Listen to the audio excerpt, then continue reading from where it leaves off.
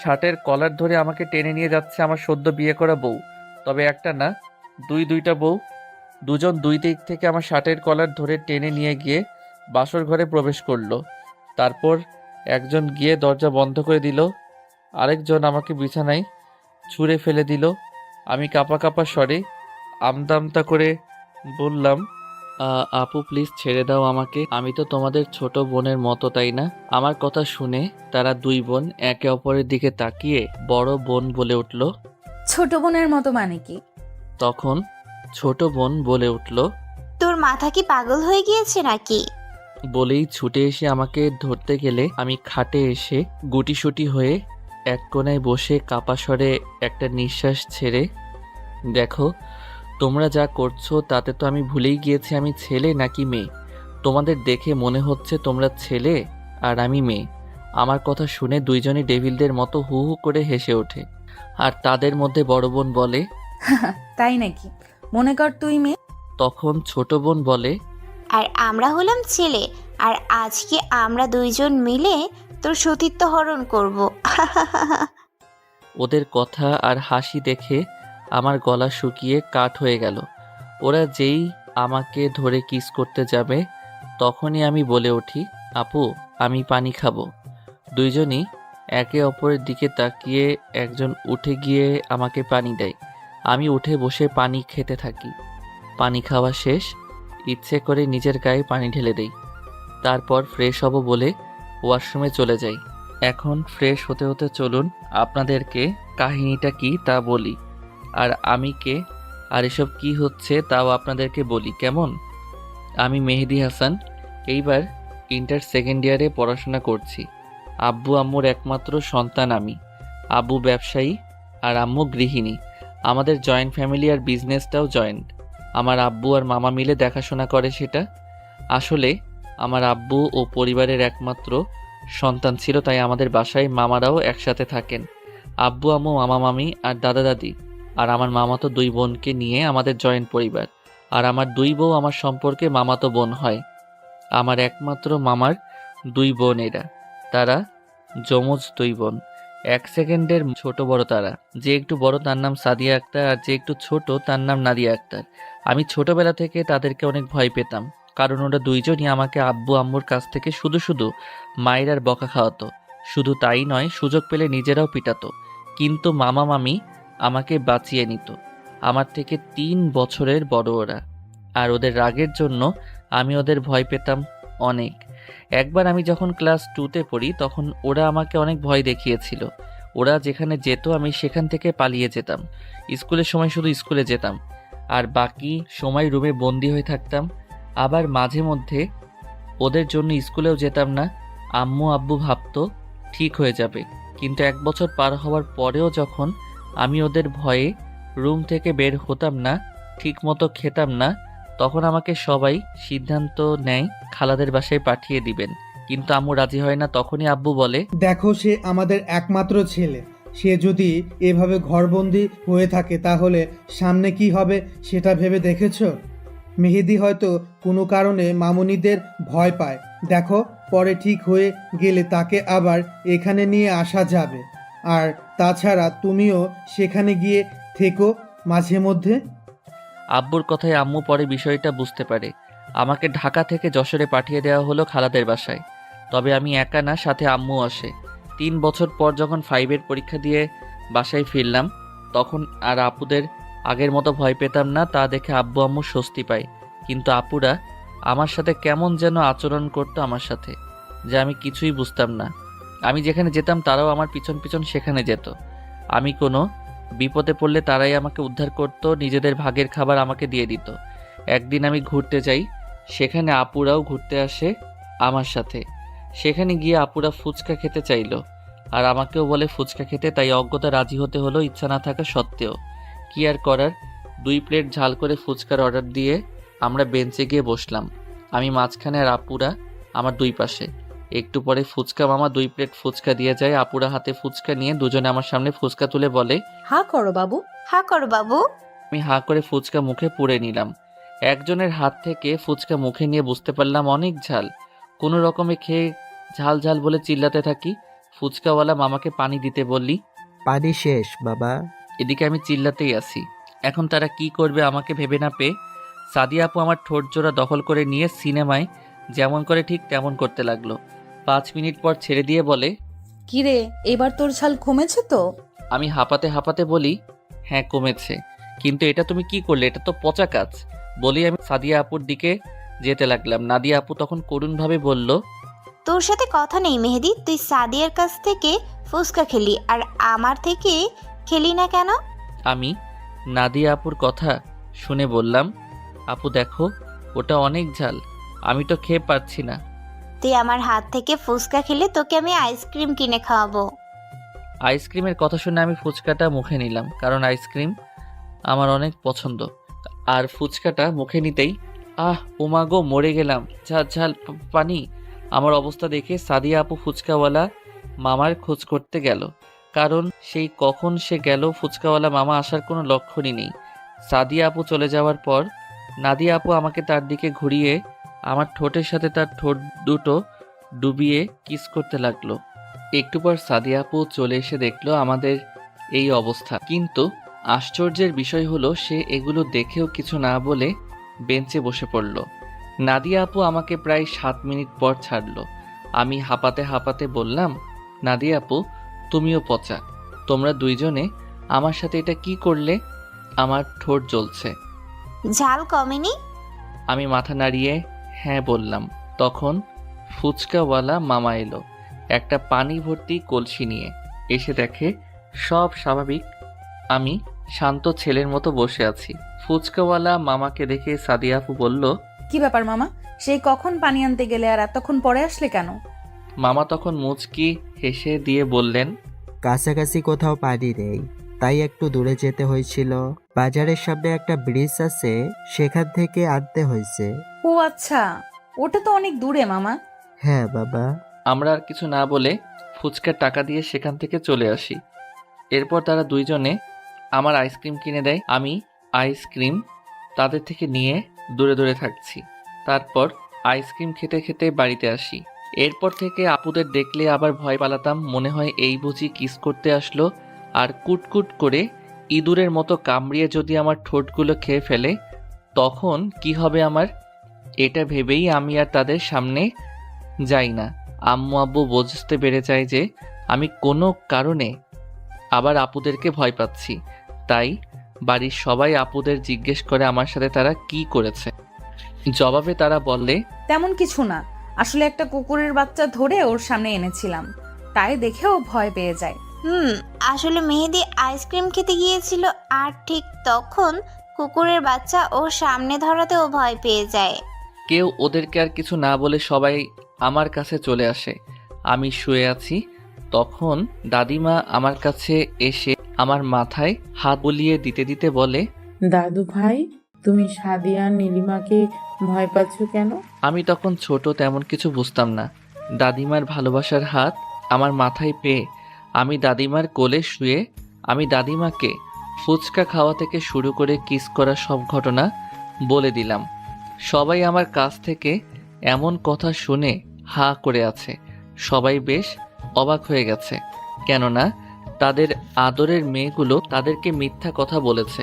এত নিখুঁতভাবে তারা বলেছে যে কেউ ধরতেই পারেনি। দাদুভাই তো তাদের উপর ক্ষেপে গিয়েছে, তার চোখ মুখ তাই বলছে। কেউ কিছু না বলে সবাই বাহিরে চলে যায়। ড্রয়িং রুমে বসে তারা আলোচনা করলো। দাদিমা সাদিয়া আর নাদিয়াকে ডেকে আনলো। আপুরা ড্রয়িং রুমে প্রবেশ করলে দাদুভাই তাদের জিজ্ঞেস করে, মেহেদিকে কিস করছো কেন? আর আমাদেরকেই বা মিথ্যা কথা বললে কেন? তোমাদের এই শিক্ষা দিয়েছি আমরা?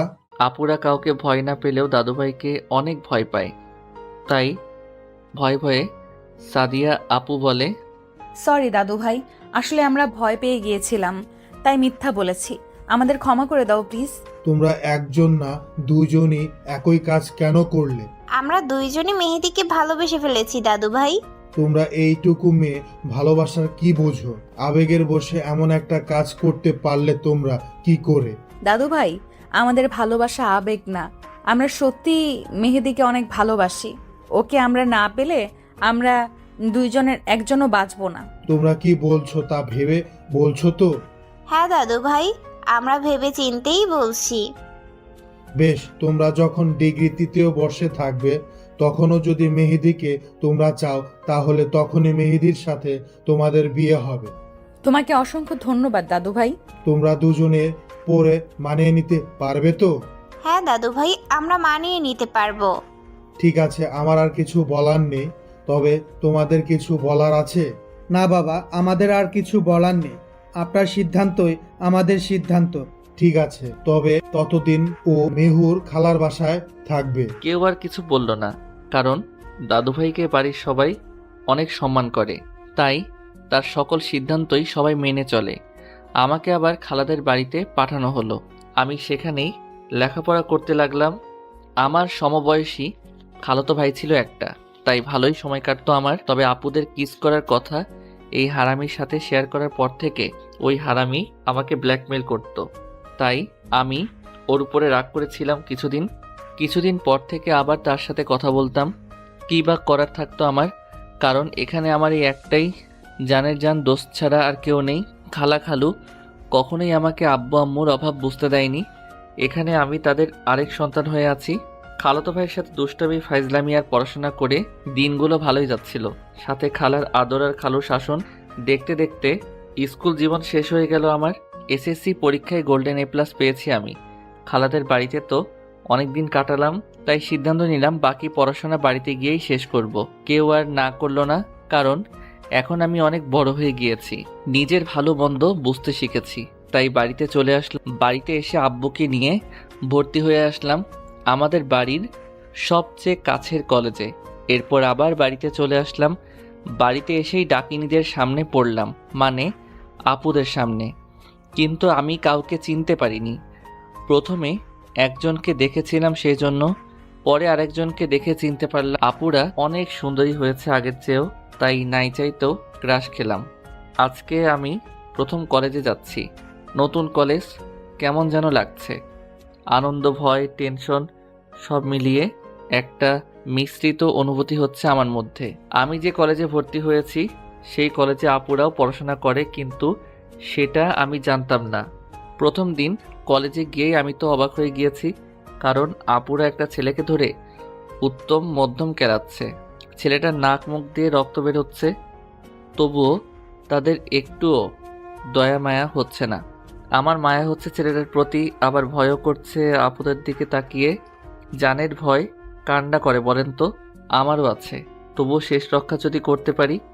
তাই আমি তাদেরকে দূর থেকে ডাক দিলাম, আপু, ও আপু, তোমরা ওখানে কি করো? আমার ডাক শুনে আমার দিকে তাকিয়ে আমাকে দেখে হাত থেকে লাঠি ফেলে দিয়ে ভদ্র মেয়ের মতো দাঁড়িয়ে একটা মুচকি হাসি দিল দুজনেই। আমি বিষয়টা বুঝতে পারলাম না, ওরা আমাকে দেখে লাঠি ফেলে দিয়ে এভাবে ভদ্র হয়ে গেল কি কারণে। আমি এসব ভাবতেছি, ঠিক তখনই সাদিয়া বলে উঠল, কি রে মেহেদি, তুই এখানে কি করছিস? আমি তো এই কলেজেই নতুন ভর্তি হয়েছি। আমার এই কথাটা শুনে তাদের মুচকি হাসিটা উধাও হয়ে গেল নিমিষেই। সেটা আমি বুঝতে পেরে তাদেরকে বললাম, কি হয়েছে আপু, কোনো কি সমস্যা?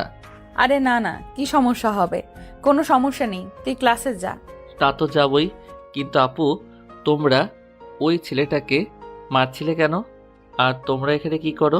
আরে আমরা এই কলেজেই তো পড়ি। আমি কথাটা শুনে একটু অবাকই হলাম, কিন্তু তবুও আমি তাদেরকে এই কিছু না বলে বললাম, দেখি এখন তোমরা সরো, ওই ভাইয়াটাকে হাসপাতালে নিয়ে যেতে হবে। তখন সাদিয়া আপু বলে উঠল, তার দরকার নেই, তুই যা, ক্লাস কর, আমরাই তাকে হসপিটালে ভর্তি করিয়ে দিয়ে আসবো। তুই যা, আমরাই তাকে নিয়ে যাচ্ছি। আমি আপুদের কথাই বিশ্বাস করতে পারছিলাম না, তাই আমি তাদের সাথে থাকতে চাইলাম। তারা আর কথা বাড়ালো না। ছেলেটাকে হাসপাতালে ভর্তি করিয়ে আমরা বাসায় চলে আসলাম। অনেক বেলা হয়েছে, তাই আজকে আর ক্লাস করতে পারলাম না। আমাদের একসাথে তিনজনকে দেখে আম্মু এসে বলল, কি রে, কি হয়েছে তোদের? কারো কি কিছু হয়েছে নাকি? কথাটা বলেই আমার গায়ে টাচ করে তাপমাত্রা পরীক্ষা করছে। তখনই আমি আম্মুকে বললাম, আম্মু, তুমি কোনো চিন্তা করো না, আসলে দুইটা লেডি গুন্ডা রাস্তায় একটা ছেলেকে মেরে রক্তাক্ত করে ফেলেছিল, তাই তাকে হাসপাতালে ভর্তি করিয়ে দিয়ে দেখলাম অনেক লেট হয়ে গিয়েছে, তাই তিনজনে বাসায় চলে আসলাম। কিন্তু ওরা তো অনেক আগেই কলেজে গিয়েছিল, ওদের কোথায় পেলি? আপুরা আইসক্রিম খেতে আইসক্রিমের দোকানে এসেছিল আর ওই দোকানের সামনে ছেলেটাকে পিটিয়েছিল। আর আমিও আইসক্রিম খেতে ওই দোকানে যাওয়ার সময় আপুদের সাথে আমার দেখা হয়ে যায়। ও আচ্ছা, যা ফ্রেশ হয়ে খেতে আয়। আচ্ছা আম্মু। আম্মু যেতেই আমরা হাফ ছেড়ে বাঁচলাম। এরপর পরের দিন কলেজে গিয়ে কয়েকজন বন্ধু পেয়ে গেলাম। কারণটা হলো আপুরাই। আমার বন্ধু যারা হয়েছে তারা অকারণেই আপুদের ভয় পায়। কাল আপুরা আমাকে দেখে ছেলেটাকে মারেনি, আর সেটা দেখেই আমার সাথে এরা বন্ধুত্ব করেছে। তাদের থেকে জানতে পারি আমার আপুরা এই কলেজের গুন্ডি, সাথে এই কলেজের মধ্যে টপ সেরা সুন্দরী, তাই অহংকারও আছে অনেক, আবার তেমনই আছে পাওয়ার। সেজন্য সামনে এসে কেউ উঁচু গলায় কথা বললেও তাকে পিটিয়ে হাসপাতালে ভর্তি করে দেয়। আর কালকের ছেলেটা সাদিয়া আপুকে প্রপোজ করেছিল, তাই ওকে পিটিয়েছিল। পুচকুবর, এই পুচকুবর। পুচকুবর, এই পুচকুবর। হঠাৎ এমন অদ্ভুত নাম শুনে পিছনে তাকিয়ে দেখি আমার 2 গুণধর আপু কলেজ ক্যাম্পাসের অপর প্রান্তে দাঁড়িয়ে আমায় ডাকছে। ওরকম অদ্ভুত নামে কেউ কাউকে ডাকে নাকি? কেউ বুঝতে না পেরে তাকিয়ে আছে। তখনই নাদিয়া ওখান থেকে বলে উঠল, এই মেহেদি, পুচকুবর জানে মানামার, আমাদের কাছে আসো না একবার। কথাটা শুনে আমার মুখ লজ্জায় লাল হয়ে গেল। কাশতে কাশতে আমার অবস্থা খুব খারাপ। চোখ মুখ লাল হয়ে গিয়েছে, সাথে চোখ দিয়ে পানি পড়ছে টপ টপ করে। তবুও আমার কাশি থামছে না। আমার এমন অবস্থা দেখে অপর প্রান্ত থেকে আপুরা দৌড়ে এসে একজন আমার মাথায় হাত বুলিয়ে দিচ্ছে, আরেকজন আমাকে আস্তে আস্তে করে পানি খাওয়াচ্ছে। 2 জনের এমন কাণ্ড দেখে আমার বন্ধুরা হা করে তাকিয়ে আছে। এই গুন্ডি মেয়েরা এমন শান্ত হয়ে আমার সেবা করছে, তাও ওরা কেউ বিশ্বাস করতে পারছে না। তারপর থেকে শুরু হলো আপুদের টর্চার। কোনো মেয়ের দিকে তাকানো যাবে না, আর যদি ভুল করে কোনো মেয়ের দিকে তাকিয়েই ফেলি তাহলে সেই মেয়েটাকে আর পরের দিন থেকে কলেজে দেখা যায় না। কোনো মেয়ের সাথে কথা বলে তাকে পরের দিন পাওয়া যায় হাসপাতালে। তাই কোনো আমার সাথে ভয়ে কথা বলে না, কারণ সবারই মরার ভয় আছে। তাই আরও বেশি আমাকে সব মেয়েরা এড়িয়ে চলে। আমাকে মেয়েরা দেখলেই কম করে হলেও 100 হাত দূরে থাকে। একদিন কলেজে একটা মেয়ে আসে, দেখতে বেশ সুন্দরী, তবে আপুদের মতো এত সুন্দরী না, তবে কমও না কোনো দিক থেকে। মেয়েটি হলো আমাদের কলেজের প্রিন্সিপালের মেয়ে। ওই মেয়ে নাকি আবার ভীষণ রাগী। স্বয়ং প্রিন্সিপাল স্যারও নাকি তার মেয়েকে দেখে ভয় পায়। বলা ভালো, এই কলেজের প্রতিষ্ঠাতাদের মধ্যে আমার আব্বু ও মামার সাথে প্রিন্সিপাল স্যারের ভাগ্য আছে। তবে প্রিন্সিপাল স্যারের বেশি না, 20%-এর মতো। আমি সেই কলেজে এসে বন্ধুদের সাথে বসতেই অনেক বলে, মামা, আজকে কলেজে একটা সুন্দরী মেয়ে এসেছে। কিরে গুঁতো দিস কেন? আগে শোন তো পুরো কথা। তখন পিছন থেকে একটা মেয়ে বলে ওঠে, খুব সুন্দর তাই না? সুন্দরীর কাতারে পড়ে একদম, তাই না? একদম সেরা সুন্দরীর কাতারই পড়বে, দেখলেই চোখ জুড়িয়ে যাবে, যে দেখবে তারই। কিন্তু সেরা সুন্দরী বলে কথা, তবে রাগ অনেক বেশি। কিরে মেহেদি, তুই বারবার মাথা যাকে নানা করছিস কেন? ও আচ্ছা, তাই বুঝি। তার রাগটাও কি সেরা সুন্দরীদের মতোই নাকি? একদম রাগটাও সেরা সুন্দরীদের মতোই। কিন্তু তোমরা আপু, তোমরা এখানে? আমি তো মেহেদির সাথে মজা করে এমনি বলছিলাম। তাই না? Shut up rascal. এখানে বসে বসে তুই মেহেদের মাথায় তুই এসব ঢুকাচ্ছিস? আপুদের দেখে আমি অনেক আগেই ভয়ে শেষ। অনেককে অনেক বোঝানোর চেষ্টা করেছি, কিন্তু সে বুঝলো না। এখন নে ঠেলা সামলা। কিন্তু আপুদের এমন গর্জনে আমরা সবাই ভয়ে একে অপরের হাত ধরে দিলাম। সেখান থেকে ভো দৌড়, একদম এক দৌড়ে বাসায় এসে পৌঁছেছি। সাথে বন্ধুরাও আছে। সবাই মিলে অনেককে উত্তম মধ্যম আদর দিয়ে বললাম, শালা, যখন যেটা বলা শুরু করি সেটা শেষ না করা পর্যন্ত থামতে পারিস না। কোথায় কে বসে বা দাঁড়িয়ে আছে সেটা দেখতে পারিস না। অনেক কাঁদো কাঁদো করে বলল, আরে কত মারবি আমাকে? আমার ভুল হয়ে গেছে, ক্ষমা করে দে প্লিজ। এরপর আমরা অনেককে ছেড়ে দিয়ে যে যার মতো বাসায় চলে আসি। বাসায় এসে রুমে চলে যাই। রুমে এসে ফ্রেশ হয়ে দেখি দাদিমা বিছানায় বসে আছে। আমি দাদিমার কাছে এসে দাদিমার কোলে শুয়ে পড়ি। কি হয়েছে আমার ছোট্ট বরটার? আমি দাদিমাকে জড়িয়ে ধরে বললাম, দাদিমা, আপুরা আমার সাথে এমন করে কেন? আমার কোনো মেয়ে বন্ধুর সাথে আমাকে তারা কথা বলতে দেয় না। তারা এমন কেন দাদিমা? দাদিমা কিছুক্ষণ চুপ থেকে বলে, দেখো, তুমি তো এখনো ছোট, তাই তারা চায় না তুমি কোনো ভুল পথে চলে যাও, আর সেই জন্য তোমাকে কোনো মেয়ের সাথে মিশতে দিচ্ছে না, বুঝলে? তা ঠিক আছে, কিন্তু তারা আমাকে পুচকু বর বলে কেন ডাকে সবার সামনে? দাদিমা কি বলবে ভেবে পায় না। পিছন থেকে দাদুভাই বলে, কিরে তুই আমার বউয়ের কোলে শুয়ে আছিস কেন? আমি আরো ভালো করে শুয়ে দাদিমাকে জড়িয়ে ধরে বলি, তোমার একার বউ নাকি? এটা তো আমারও বউ। কেন সেটা তুমি জানো না নাকি? এটা শুনে দাদুভাই দাদিমাকে উদ্দেশ্য করে বলে, কি গো, তুমি আমাকে না বলে আরেকটা বিয়ে করে নিলে? তখন দাদিমাকে কিছু বলতে না দিয়ে আমি বলে উঠি, আরে দাদুভাই, বিয়ে করেছি তো কি হয়েছে? এখনও তো বাসর করিনি। এখন তোমার পারমিশন নিয়ে ভাবছি বাসরটাও সেরে ফেলবো। আমার কথা শুনে দাদুভাই রাগী রাগী ভাব নিয়ে বলে, কি বললি শয়তান? দাঁড়া, করাচ্ছি তোকে, আমার বউয়ের সাথে বাসর করাচ্ছি। আমাকে আর পাইকে জাপাং করে উঠে সাপাং করে দিলাম এক দৌড়ে বাড়ির বাইরে। দাদু ভাইকে সবাই ভয় পেলেও আমি ভয় পাই না, কারণ দাদু ভাইকে আমি অনেক ভালোবাসি, আর দাদু ভাইও সেম, তাই ভয়টা আর কাজ করে না। এদিকে আমি চলে আসার পর দাদিমা দাদু ভাইকে বলছে, আর কতদিন মেহেদির কাছ থেকে এভাবে লুকাবে? ওরও তো একটা মতবাদ আছে, তাই না? তুমি মানুষ চিনতে ভুল করছো।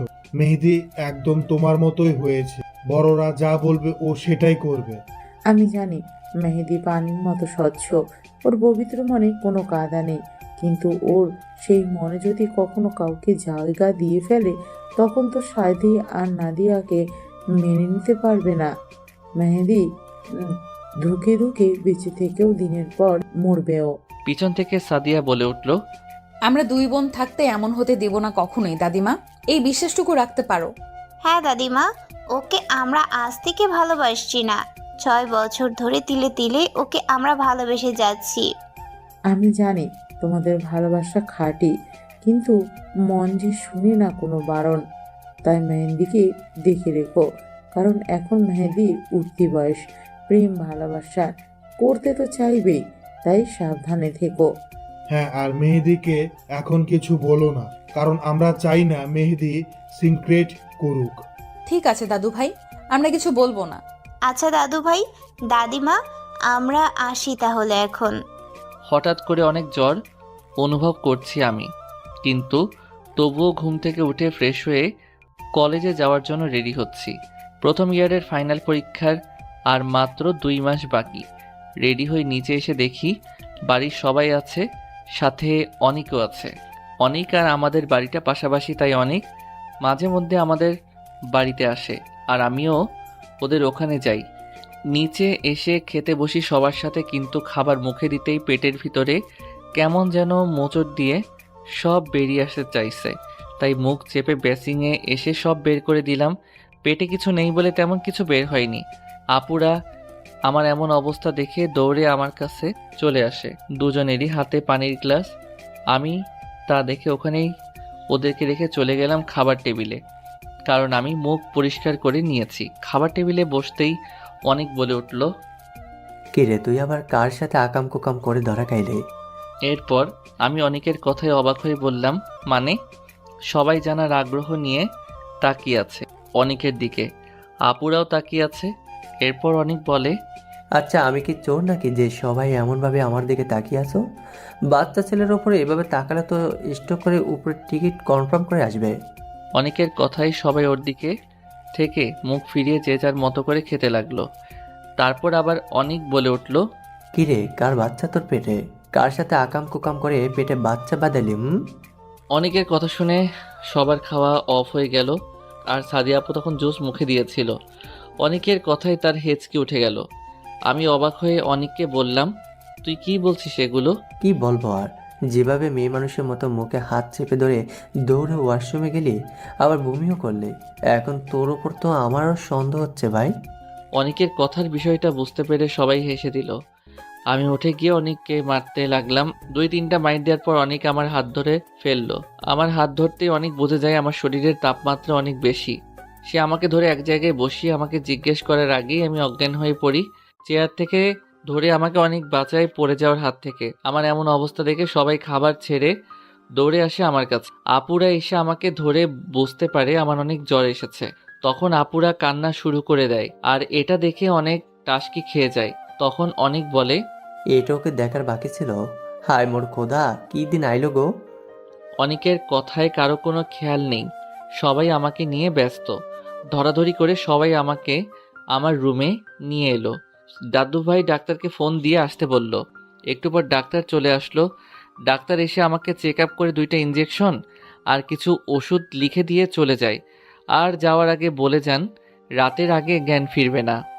আমাকে ঘুমের ইঞ্জেকশন দেওয়া হয়েছে, তবে আস্তে আস্তে জ্বর কমে যাবে। খুবই ভালো হবে যদি আমার মাথায় জলপট্টি দেওয়া হয়। এগুলো বলে ডাক্তার চলে গেল। কথাটা শুনে আপুরা দুজনে কিচেনে চলে যায়। একজনের হাতে পানি আর কাপড়, আর অন্যজনের হাত গরম করা তেল। দুজনেই আমার পাশে এসে বসে আমার শরীরের উপর মোটা একটা কম্বল দিয়ে দিল। তারপর একজন জলপট্টি দিয়ে দিচ্ছে, আরেকজন হাতে পায়ে তেল মালিশ করে দিচ্ছে। এটা দেখে সবাই বাহিরে চলে যায়। অনেক মনে মনে বলে, দাল মে কুছ কালা হে। এরপর অনেকে ওদের বাড়িতে চলে যায়। দুপুরে আমার শরীর থেকে কম্বলের নিচ দিয়ে আমার শরীরের সব জামা কাপড় খুলে দিয়ে একজনে কাপড় দিয়ে গা মুছে দিল। আরেকজন স্যুপ বানিয়ে নিয়ে এসে আমার মাথা তার কোলের মধ্যে উঁচু করে রেখে দিয়ে স্যুপ খাইয়ে দিচ্ছে। স্যুপ খাওয়া শেষ হলে একজন আমার কাছে সাথে থাকে, আরেকজন অনেকের বাসায় গিয়ে অনেককে ডেকে আনে। অনেক কিছু না বলে চলে আসে। এসে দেখে আমি ঘুমিয়ে আছি, সাথে আমার পাশে আমার হাত ধরে বসে আছে নাদিয়া আপু। তখন অনেক বলে, আমাকে কেন ডেকে আনলেন আপু? তুই মেহেদির পোশাকগুলো পরিয়ে দে তো।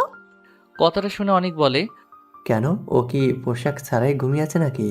হ্যাঁ, আমরা ওর পোশাকগুলো খুলে ওর গাটা মুছিয়ে দিয়েছি। তখন অনেক চোখ বড় বড় করে দুজনের দিকে তাকিয়ে বলে, নাউজুবিল্লাহ নাউজুবিল্লাহ, একটা বাচ্চা ছেলেকে এইভাবে অচেতন অবস্থায় পেয়ে আপনারা দুজন ছেলেটার ইজ্জত হরণ করতে পারলেন? এই, তুই কোনো কিছু না জেনেই এমনভাবে চেঁচামেচি করছিস কেন? না মানে তোমরা যেভাবে বললে তাই ভাবলাম বাচ্চা ছেলেটার আজ বুঝি সব গেছে। হয়েছে, আর বোঝা লাগবে না তোর। আমরা বাইরে যাচ্ছি, তুই মেহেদিকে পোশাকগুলো পরিয়ে দে। বলেই আলমারি থেকে একটা টি শার্ট আর একটা ট্রাউজার বের করে দিয়ে তারা চলে গেল বাহিরে। অনেক আর কি সে তার মতো কাজ করা শুরু করে দিল। কম্বলটা সরিয়ে আমার দিকে তাকিয়ে হেসে দিল, আর মনে মনে বলল, মাইয়া মানুষ না দেখি বোঝে বেশি। কারণ আমার পরনে তখনও একটা মিনি প্যান্ট পরানো ছিল, যা আপুরা জানে না। জ্বরের ইঞ্জেকশনের সাথে ঘুমের ইঞ্জেকশন ছিল বিধায় এক ঘুমে রাত 10টা বাজলো। রাত 10টার পর আমার ঘুম ভাঙলো। ঘুম থেকে সজাগ হয়ে দেখি পুরো রুম ঘুটঘুটে অন্ধকার। বিছানা ছেড়ে উঠতে গেলে বুকটা খুব ভারী ভারী লাগলো। কি ব্যাপারে এত ভারী ভারী লাগছে কেন? আমাকে কি কেউ কিডন্যাপ করে আনলো নাকি? আবার উঠার চেষ্টা করলাম, কিন্তু পারছি না। তখন ভাবলাম আমাকে হয়তো কেউ সত্যি সত্যি কিডন্যাপ করেছে, না হলে এভাবে অন্ধকারের মধ্যে আমাকে বেঁধে রাখবে কেন? কথাটা ভেবেই জোরে চিৎকার করতে থাকি আমি, বাঁচাও বাঁচাও বাঁচাও বলে। আমার চিৎকার শুনে সবাই আমার রুমে চলে আসে। আপুরা উঠে তাড়াতাড়ি রুমের লাইট অন করে দেয়। ইতিমধ্যে আমার রুমে সবাই এসে উপস্থিত হয়ে গিয়েছে। আমি তা দেখে পুরাই অবাক হয়ে গিয়েছি। আমি তার মানে নিজের রুমেই ছিলাম, তাহলে আমি তখন বিছানা থেকে উঠতে পারলাম না কেন? এদিকে দুই দিক থেকে দুই আপু বলল, কি হয়েছে মেহেদি তোর? তুই ওভাবে চিৎকার করলি কেন রে? কিছু দেখে কি ভয় পেয়েছিস? আমার এসব কথা শুনতে ভালো লাগছিল না, তাই আমি বলে উঠি, এই পেতনিরা চুপ থাকো তো। আর আমি একটু আগে বিছানা ছেড়ে উঠতে পারছিলাম না কেন? আর আলো দেওয়ার সাথে সাথেই বিছানা ছেড়ে উঠতে পারলাম কিভাবে? আমার কথা শুনে আপুরা বুঝে যায় বিষয়টা কি ঘটেছিল। সবাই উৎসুক হয়ে তাকিয়ে আছে কি হয়েছে তা জানার জন্য। তখন সাদিয়া আপু বলে, আসলে জেগে থাকতে থাকতে কখন যে ঘুমিয়ে পড়েছিলাম মনে নেই আমাদের। এরপর নাদিয়া আপু বলে, হ্যাঁ, ঘুমের ঘোরে হয়তো আমরা মেহেদির উপরে শুয়ে পড়েছিলাম, কিন্তু বিশ্বাস করো আমরা ইচ্ছাকৃতভাবে এমনটা করিনি। কিভাবে ঘুমিয়ে গিয়েছি আমরা নিজেরাই জানি না। বিষয়টা সবাই বুঝে যায়। তখন আম্মু বলে, আচ্ছা বুঝেছি, এগুলো বাদ দিয়ে মেহেদিকে কিছু খাবার খাইয়ে ঔষধ খাওয়া। ঠিক আছে। বলেই সাদিয়া আপু চলে গেল কিচেনে। আমি কিছু না বুঝে সবাইকে বললাম, আমি তো কিছু বুঝিনি, কেউ আমাকে কিছু বোঝাও। তুই অসুস্থ মেহেদি, তাই এত কথা বলিস না। আমি তো ঠিকঠাকই আছি। তা তো থাকবেই, যেভাবে সাদিয়া আর নাদিয়া সারাদিন ধরে তোর সেবা যত্ন করেছে। আমি একটু অবাক হয়ে বললাম, কি বলছো তোমরা? রুমটা ভালোভাবে দেখো, তাহলে ঠিক বুঝতে পারবে। আমি দাদিমার কথা শুনে সারা রুম চোখ বুলিয়ে দেখলাম। এক সাইডে রাখা আছে তেল গরম করা, আরেক সাইডে আছে একটা বালতি পানি ভরা, তার পাশে আছে সুপের বাটি। ওয়াশরুমের দিকে তাকিয়ে দেখলাম এক বালতি পানি, যা দেখে বোঝাই যাচ্ছে যে মাথায় পানি দেওয়া হয়েছে। এরপর বেলকনির দিকে চোখ যেতেই নিজের দিকে তাকালাম, তারপর দিলাম এক চিৎকার।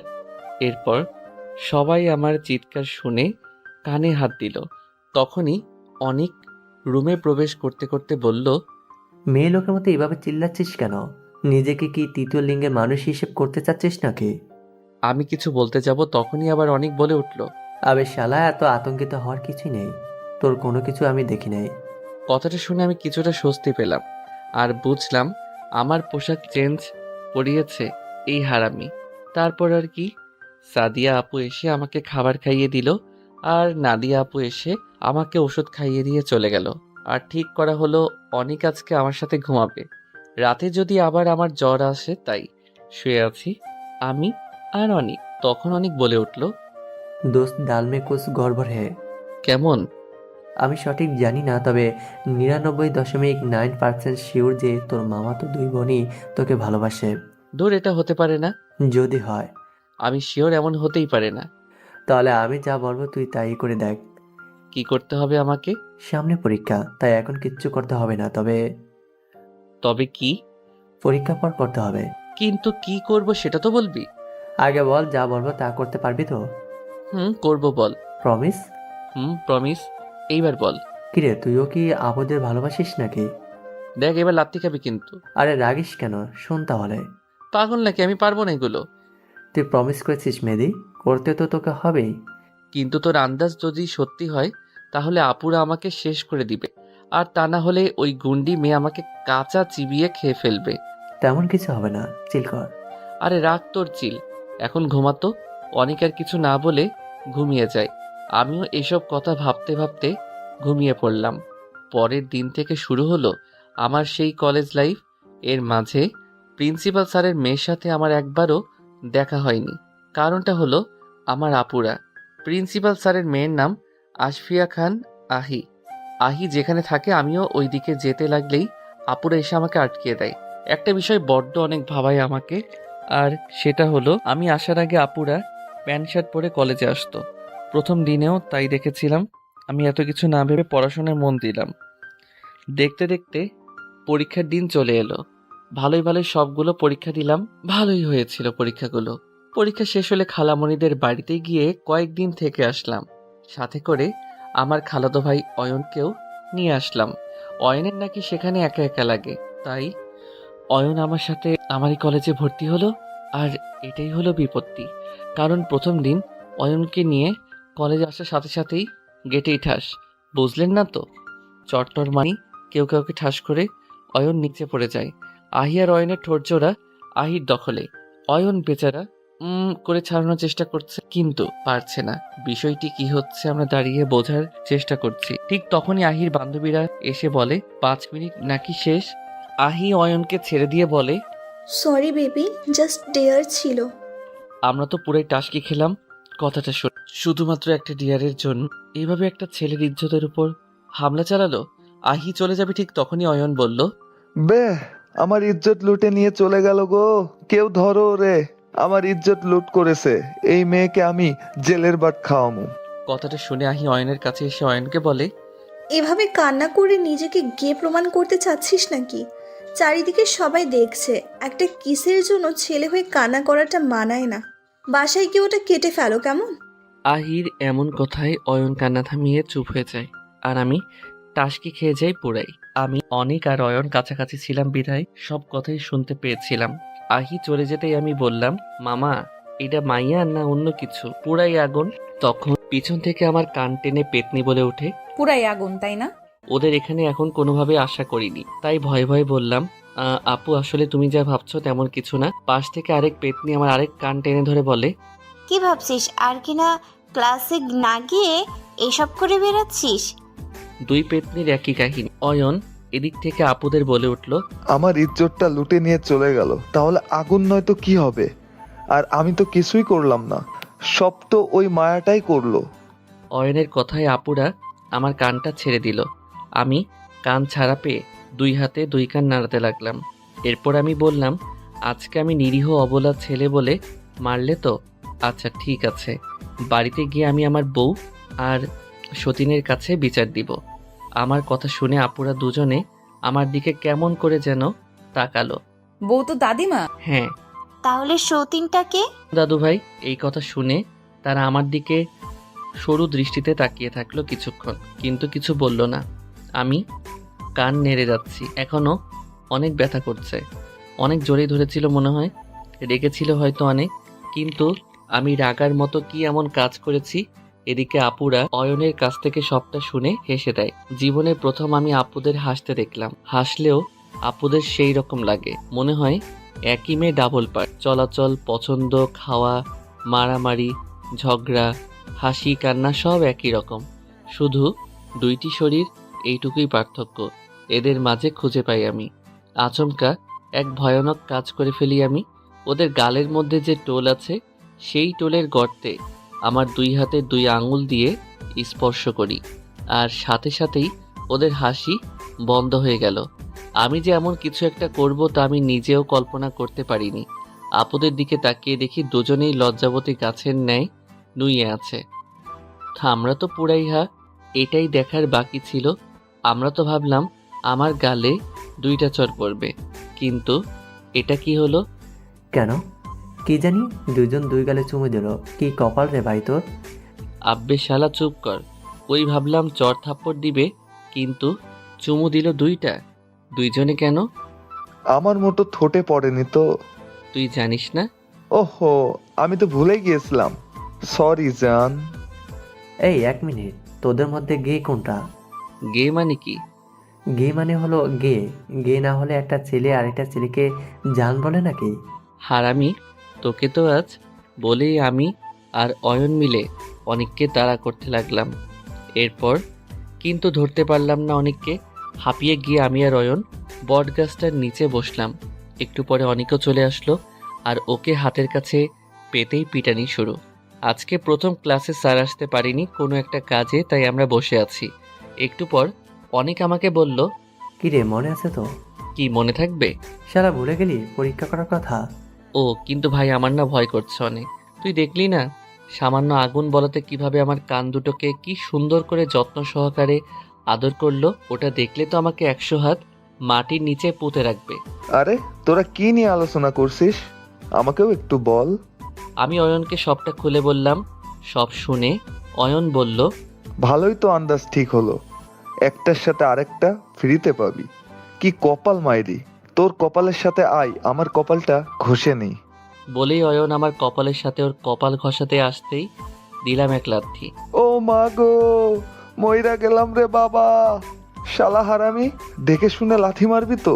যেই জায়গায় লাথি দিলি, আমার যদি বাচ্চা না হয় তাহলে সব দোষ তোর। দেখ আরেকটা খাবি কিন্তু। হারামি, আমি ওখানে মারছি নাকি? ও, এখনো মরিসনি বুঝি? তাহলে ঠিক আছে। আমার আর অয়নের কাণ্ড দেখে অনেক মাথায় হাত দিয়ে বসে আছে। কপাল চাপড়াতে চাপড়াতে বলল, ভাই আসলে তোরা কোন জাতের প্রাণী? কেন উগান্ডা? কি রে, তুই কি সত্যি সত্যি উগান্ডা থেকে এসেছিস নাকি? কি জানি, তুই তো ছোটবেলা থেকে আমাকে বলে আসছিস আমি নাকি উগান্ডা থেকে এসেছি, তাই এটাই বলে দিলাম। কি রে ভাই, তোর নিজের জাতটা কি তুই সেটাই জানিস না? না রে, আব্বুর কাছ থেকেও শোনা হয় নাই। এইবার গিয়ে শুনে আসবো নে যে কোন জাতের বীজ থেকে এসেছি। দেশি আর হাইব্রিড মিক্সেস করে দিয়েছিল মনে হয়, না হলে এরকম দেখতে হয় না তো। কি? চিল্লাস কেন? অয়ন তো ঠিক কথাই বলছে। ভাই আমাকে মাফ কর, আমি আর কোনো কথাই বলবো না। কেন বলবি না? এমনিতেই। আচ্ছা বাদ দে, ওই যে দেখ ফুলওয়ালা মামা তাজা তাজা ফুল নিয়ে আমাদের দিকে আসছে আমাদের জন্য। গেটের বাইরে তাকিয়ে দেখি সত্যি ভ্যান ভর্তি অনেক ফুল নিয়ে ফুলওয়ালা মামা দাঁড়িয়ে আছে।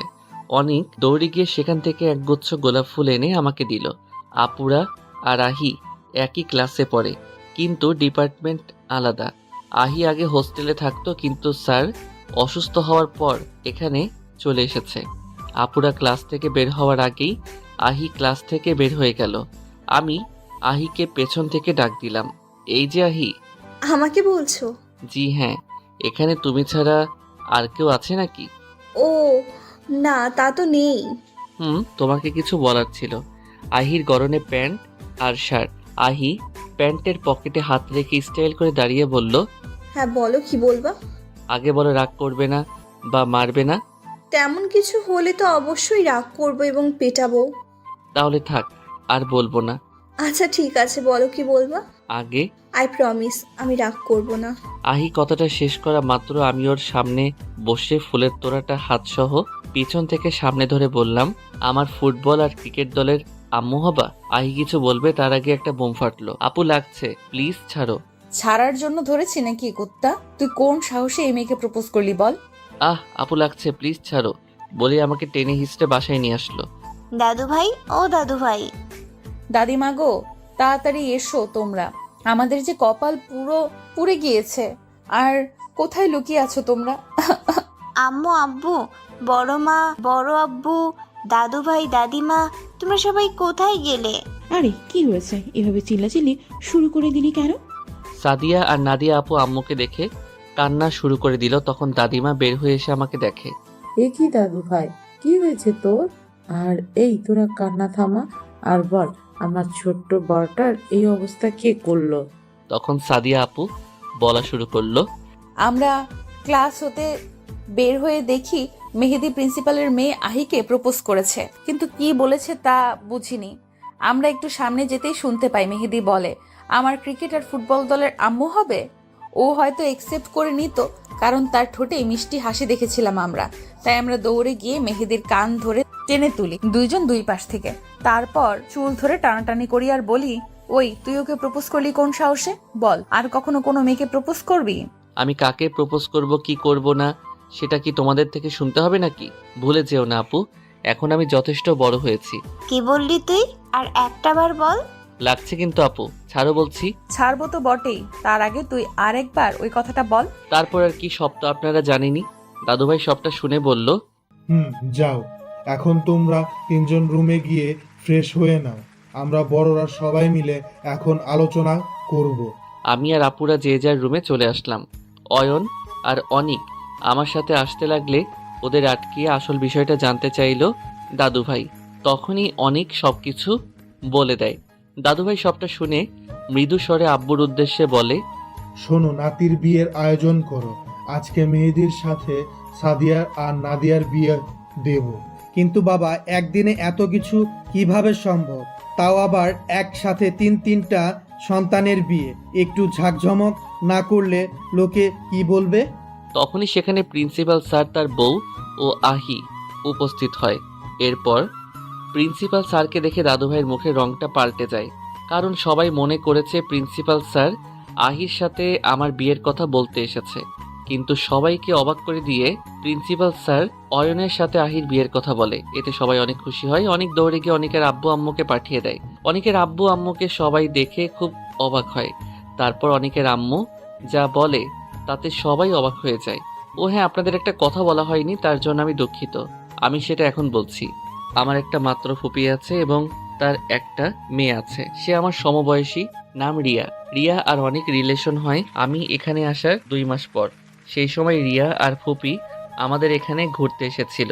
তারপর অনেকের সাথে রিয়ার কথা হয়, এরপর বন্ধুত্ব, আর বন্ধুত্ব থেকে ভালোবাসা। ফুপা ফুপিকে ফোন করে তাদের মতামত নিয়ে বিয়ে ঠিক করে দাদুভাই।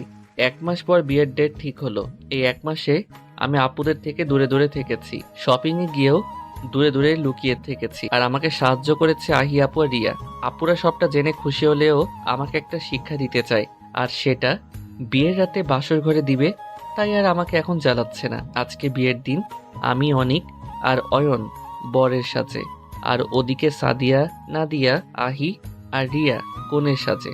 একসাথে যমজ মামাতো 2 বোনকে বিয়ে করলাম আমি। বিয়ের সময় আহি আর রিয়া কান্না করলেও আপুদের মুখে ছিল চমৎকার হাসি, যে হাসিটা মুক্ত ঝরে চিকচিক করছে। আর সেই মুক্ত ঝরা হাসির চিকচিক আলোয় আলোকিত হয়ে আপুদের বিশ্ব সুন্দরীদের মতো লাগছে। আহি আর রিয়ার আবদারে একটা পুরো রিসোর্ট বুকিং করে, আর আলাদা 3টা রুম খুব সুন্দর করে সাজানো হয়। আমি বাসর ঘরে না গিয়ে অন্য একটা রুমের খাটের নিচে গিয়ে লুকিয়ে আছি। আপুরা আমাকে অনেক খুঁজেও পাচ্ছে না। শেষমেশ অয়ন, অনেক, আহিয়া, রিয়া সবাইকে বলে আমাকে খোঁজা শুরু করে। সবাই সব রুমে খুঁজছে, কিন্তু আমাকে কেউ খুঁজে পাচ্ছে না। লাস্ট একটা রুম খোঁজা বাকি আছে, তাও সেটা মাঝখানে।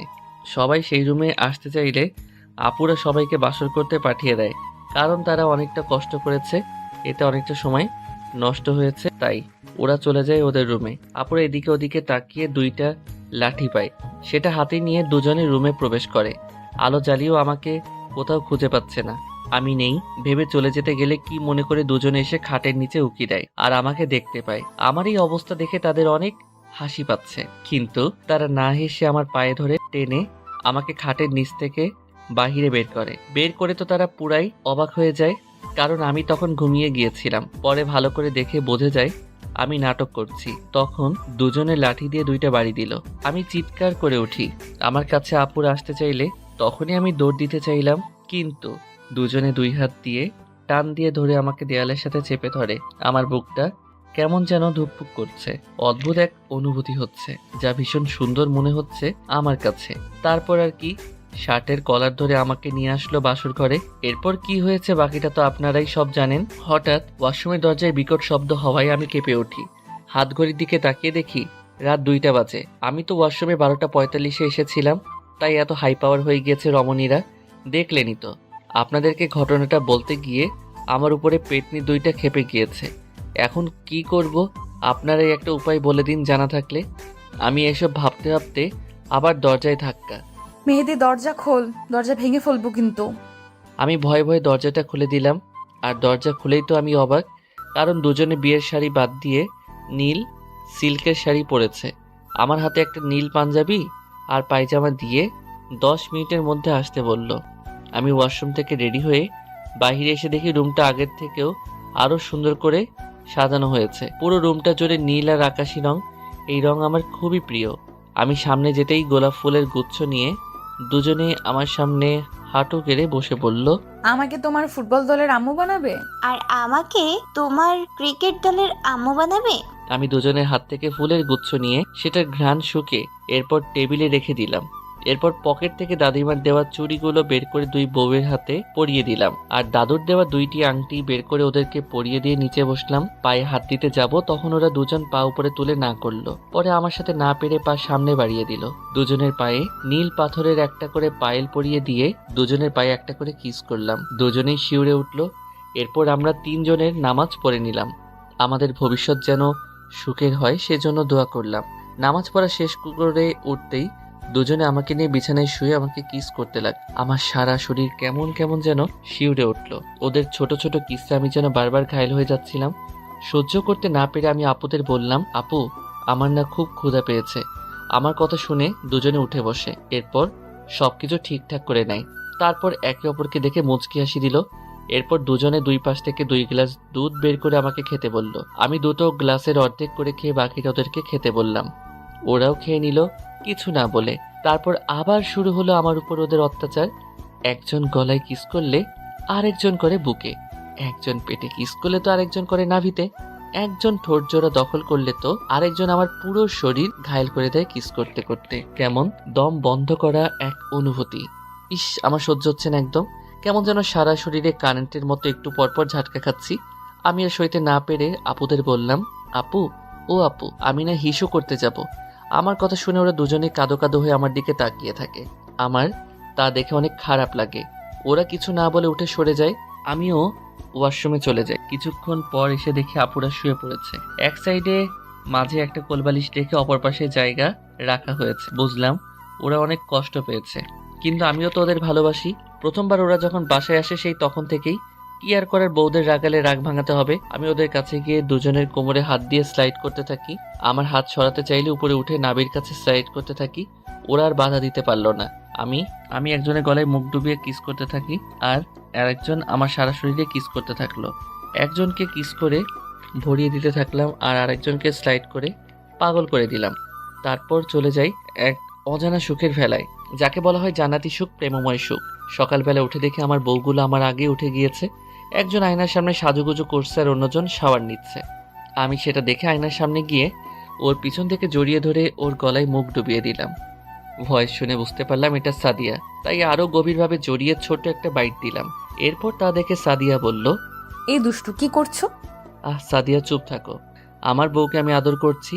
তুমি এর ভিতরে কথা বলছো কেন? কথাটা শুনে সাদিয়া তো পুরাই অবাক, কারণ ওদেরকে পিছন থেকে আজ পর্যন্ত কেউ চিনতে পারেনি তাদের ভয়েস শুনে, কারণ ওদের দুজনের ভয়েসটা কিছুটা ডিফারেন্স।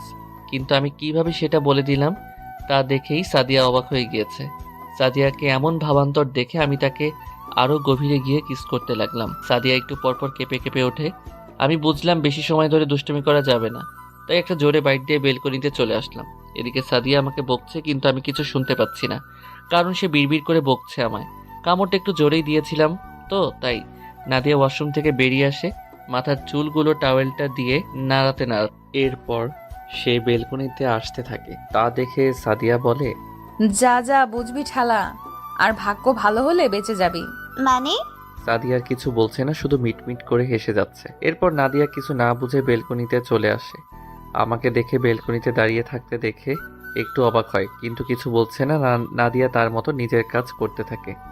আমি নাদিয়ার দিকে তাকিয়ে দেখি নাদিয়াকে অনেক গর্জিয়াস লাগছে। আমি এক পা করে ওর দিকে এগিয়ে এসে পিছন দিক থেকে জড়িয়ে ধরে গলায় মুখ ডুবিয়ে কিস করতে থাকলাম আর পেটে স্লাইড করতে থাকি। নাদিয়া জমে ঠান্ডা হয়ে গিয়েছে, কেমন অদ্ভুতভাবে কাঁপছে, তা দেখে মৃদু হাসলাম আমি। নাদিয়া এখন বুঝতে পেরেছে সাদিয়া তখন ওকে কেন ও কথা বলেছিল আর কেনই বা হেসেছিল। আমি আরও গভীরভাবে জড়িয়ে নাদিয়াকে কিস করতে থাকলাম। এরপর নাদিয়া বলে উঠল, প্লিজ মেহেদি ছাড়ো। ছাড়বো বলে তো ধরিনি নাদিয়া। নাদিয়াও বেশ অবাক হয়ে গিয়েছে। আমি এই সুযোগে ওকে আরও গভীরে কিস করতে লাগলাম। ও একটু পরপর কেঁপে কেঁপে উঠলো, তাই নাদিয়াকেও সেম জায়গায় সেমভাবে বাইট দিয়ে ছেড়ে দিলাম। এরপর চলে আসলাম ওয়াশরুমে। নাদিয়া বিড়বিড় করে বকছে আর কামড়ের জায়গায় হাত রেখে ভিতরে চলে আসলো। এরপর সাদিয়ার কাছে এসে বসে পড়লো।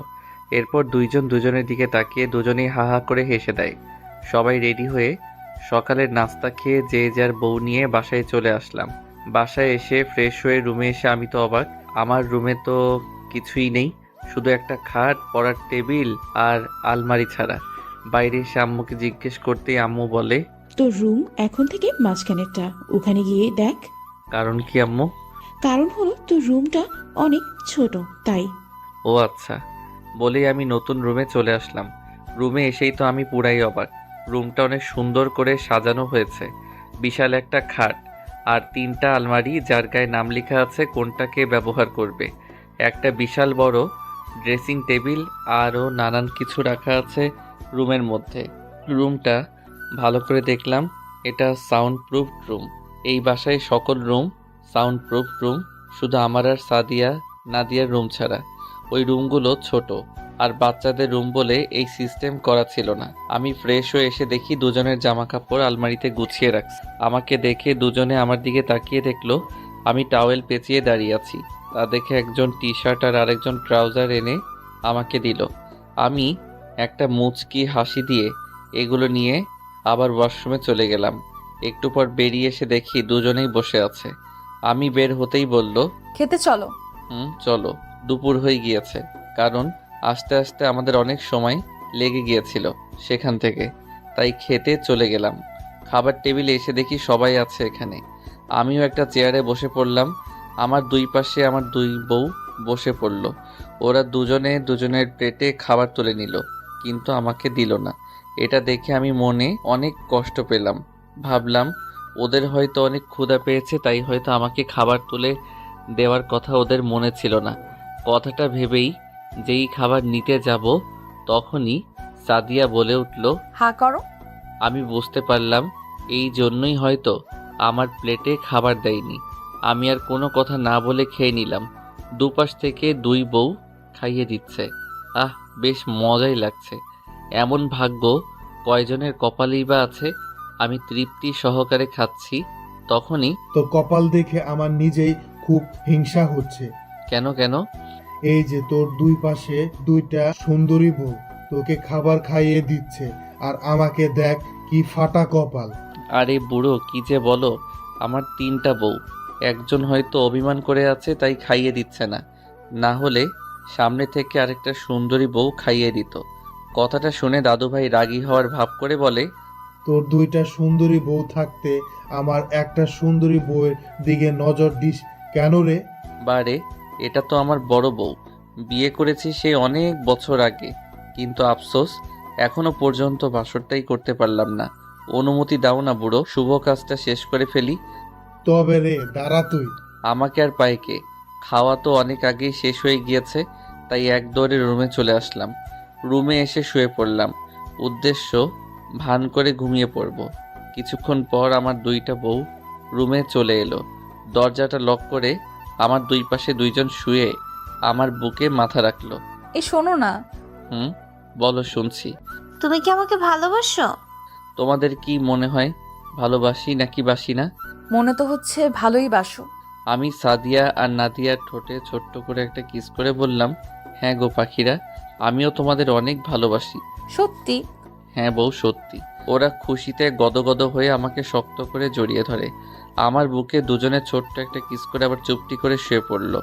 এইভাবে আনন্দ, দুষ্টুমি, হাসি, কান্নায় চলতে থাকলো আমাদের জীবন। সাদিয়া আর নাদিয়া কখনোই ঝগড়া করে না, আর যদিও তেমন কিছু হয় তাহলে তারা নিজেরাই তার সমাধান করে ফেলে, না হলে মানিয়ে নিয়ে চলে।